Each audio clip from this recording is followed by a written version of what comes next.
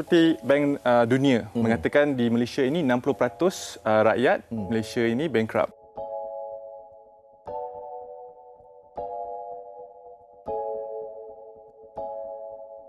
Kita nak bebaskan nama kita ini daripada disenarai hitamkan. Okey. Jadi macam mana caranya untuk kita nak keluarkan nama kita ini daripada senarai bankrupt, daripada senarai muflis ini? Adakah kita harus membayar segala hutang piutang kita itu secara lump sum baru nama kita itu clear, ataupun kita boleh bayar secara ansur-ansuran, ataupun bagaimana untuk kita nak clearkan nama kita ini? Kita ingat masa kalau kita diisytiharkan sebagai bankrupt ataupun muflis, kita rasa kita kena selesaikan semua hutang kita. Ya betul. Memang kalau anda selesaikan semua hutang, memang anda akan keluar daripada diisytihar sebagai bankrupt. Tetapi macam seperti apa yang saya cakap, kalau anda ikut turuti perintah yang dikeluarkan itu, iaitu bayar secara ansuran. Misalnya, sebab itu pentingnya bila seseorang itu diisytiharkan sebagai muflis ataupun bankrupt daripada mahkamah, anda harus laporkan kepada Jabatan Insolvensi ataupun MDI. Bila anda laporkan apa yang mereka buat, mereka yang akan menjadi pengantara antara anda dan pada pemiutang-pemiutang yang anda hutanglah.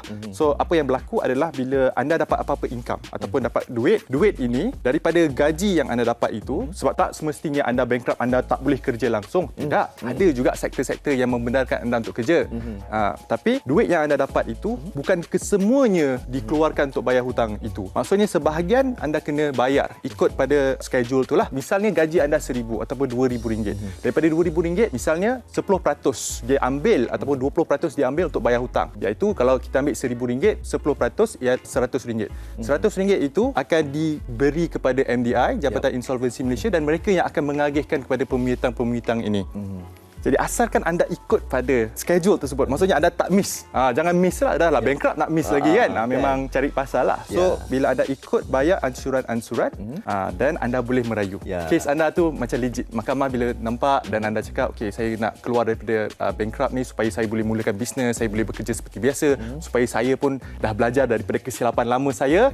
Saya dah bertaubat lah, taubat nasuha hari Jumaat ni kan. So mereka insya-Allah boleh dikeluarkan daripada bankruptcy dan mereka boleh hidup seperti biasa. Kita lihat golongan belia sekarang ni, mereka ni begitu rajin sekarang ni mencari duit dan sebagainya. Tetapi ada kekangan-kekangan di mana mereka juga ketika usia muda ini juga diisytiharkan sebagai muflis ketika usia muda ini. Jadi bagaimana untuk menarik minat mereka ini untuk kata orang tu memberikan pendedahan kepada kita semua ni, warga-warga belia ini, agar kita ini tidak berada dalam situasi bankrupt dan seterusnya kita boleh memajukan diri kita dalam apa-apa saja perniagaan. So seperti Bank Dunia mengatakan di Malaysia ini 60% rakyat Malaysia ini bankrupt dan rata-rata daripada mereka berumur daripada 25 ke 44 tahun. So kalau saya nak kongsikan beberapa tip. Yang pertama, kita kena tahu apa itu perbezaan antara keperluan dan kemahuan.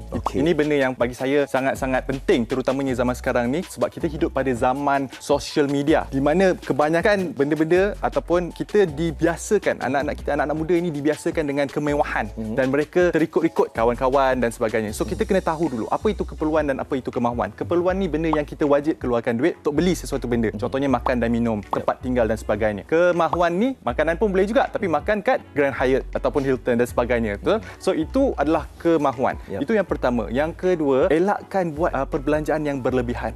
Sebab kita nampak hampir separuh, 50% daripada sebab kenapa orang jatuh bankrupt ni disebabkan oleh pinjaman peribadi. Dan ramai orang buat pinjaman peribadi, terutamanya orang yang bekerja makan gaji dan juga orang yang bekerja di kerajaan. Mereka buat pinjaman peribadi untuk kadang-kadang pergi travel ataupun kadang-kadang pergi untuk berkahwin misalnya. Benda-benda ni bagi saya ini perbelanjaan yang keterlaluan. So elakkan buat perbelanjaan keterlaluan. Dan yang ketiga, kalau saya boleh kongsikan, adalah tambahkan ilmu. Terutama di zaman sekarang ni, kita hidup pada zaman inflasi. Harga barang semakin menaik. So memang kadang-kadang saya tak boleh nak nafikan, ada orang memang terpaksa berhutang untuk hidup seperti biasa. Bagi saya, anda kena tambahkan ilmu. Ilmu macam mana nak tingkatkan pendapatan anda dan ilmu macam mana nak buat pelaburan. Sebab zaman sekarang tak boleh hidup hanya bergantung kepada satu sumber pendapatan saja, tetapi anda kena tahu macam mana nak perbagaikan sumber pendapatan anda supaya anda boleh tangini masalah kenaikan harga barang tanpa berhutang. Itu saja sedutan klip pendek daripada salah satu TV appearance yang saya dah buat sebelum ini. Kalau anda nak tengok video panjang, sila pergi dekat ruangan description. Kat situ saya ada sertakan link untuk tengok video panjang. Dan jika anda nak tahu lagi tips-tips kewangan yang lain, jangan lupa untuk lawati channel Dr. Adam Zubir, di mana anda boleh klik pada butang playlist. Kat situ tim saya dah susun dah topik-topik kewangan dan pelaburan yang anda boleh binge watch. Dan jika anda ada sebarang pertanyaan ataupun persoalan, sila nyatakan dalam ruangan komen di bawah. Itu saja daripada saya. Saya akan jumpa anda dalam video seterusnya.